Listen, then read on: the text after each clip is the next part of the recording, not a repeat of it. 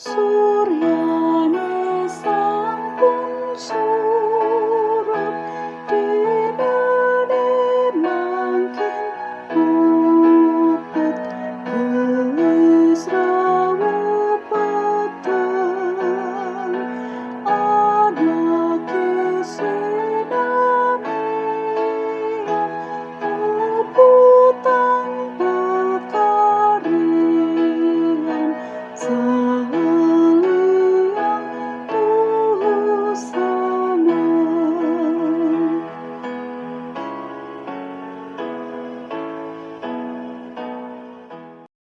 Shalom, selamat malam Bapak, Ibu, Saudara yang terkasih di dalam Tuhan Yesus Kristus. Harus selalu diingat saat kita diberkati, diberikan kesehatan, bisa berbahagia bersama keluarga, itulah kebaikan Tuhan kepada kita. Supaya kita selalu ingat kepada Dia dan mencintai Dia. Begitu juga sebaliknya, saat kita mengalami tidak diberkati, mengalami sakit penyakit, dan keluarga kita menghadapi berbagai pergumulan, kita harus sadar, itulah kebaikan Tuhan.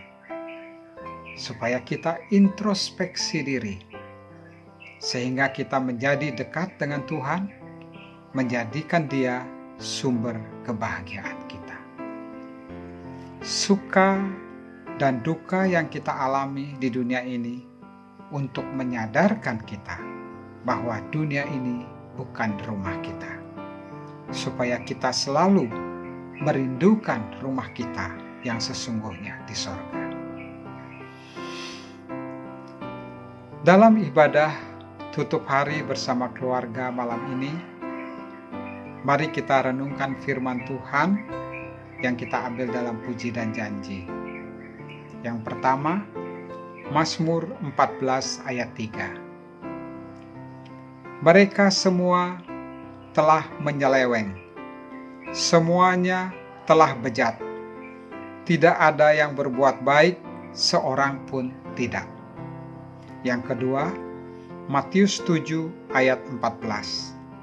Karena sesaklah pintu dan sempitlah jalan yang menuju kepada kehidupan, dan sedikit orang yang mendapatinya.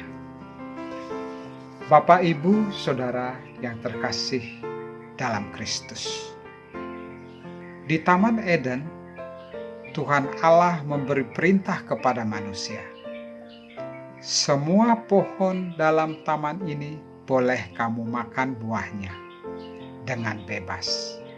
Tetapi pohon pengetahuan tentang yang baik dan yang jahat itu janganlah kau makan buahnya. Sebab pada hari engkau memakannya, pastilah engkau mati. Melalui peristiwa Taman Eden, bahwa manusia lebih percaya akan perkataan setan daripada perkataan Allah. Tuhan Allah menjadikan manusia pertama, Adam, adalah untuk diberikan tanggung jawab untuk mengelola bumi dan taat kepada Allah. Sebagai kepercayaan Allah untuk dapat membuktikan kepada setan. Karena setan sebelum memberontak kepada Allah, dia adalah kepercayaan Allah di sorga. Tetapi kemudian dia ingin mengatasi kemuliaan Allah. Akhirnya Allah melemparkan dia ke bumi bersama para pengikutnya. Setan menggagalkan rencana Allah dengan memperdaya Adam dan Hawa sehingga jatuh dalam dosa. Sehingga bumi yang terkutuk ini menjadi arena pertempuran antara kebenaran dan ketidakbenaran. Seperti yang tertulis dalam Kejadian 3 ayat 15. aku akan mengadakan permusuhan antara engkau dan perempuan ini, antara keturunanmu dan keturunannya. Melalui perjalanan sejarah kehidupan manusia, kita sedang menanti kedatangan seorang Mesias untuk menyelamatkan manusia dari kuasa setan. Kemudian yang sudah digenapi di dalam Tuhan Yesus Kristus. Melalui pengorbanan Kristus, manusia mempunyai harapan menjadi anak-anak Allah dengan taat dan setia mengikuti perintah Allah. Bapak, Ibu, Saudara yang terkasih dalam Kristus, menjadi Kristen adalah memikul sebuah tanggung jawab yang sangat berat. Kita harus membangun moral, etika, dan disiplin surgawi yang dilatih sepanjang perjalanan hidup kita di bumi ini. Rasul Petrus mengingatkan, sadarlah dan berjaga-jagalah.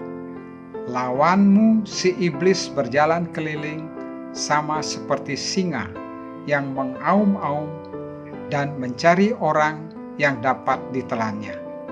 Lawanlah dia dengan iman yang teguh. Kita harus merubah pemahaman kita mengenai iman Kristen. Segala sesuatu dipermudah oleh Tuhan itu sangatlah menyesatkan. Tuhan Yesus menggambarkan sesaklah pintu dan sempitlah jalan yang menuju kepada kehidupan, dan sedikit orang yang mendapatkan. Melalui penghayatan minggu-minggu sengsara Kristus Prapaskah, mari kita melatih diri merasakan penderitaan perjuangan Kristus untuk menyelamatkan manusia dari kuasa kegelapan.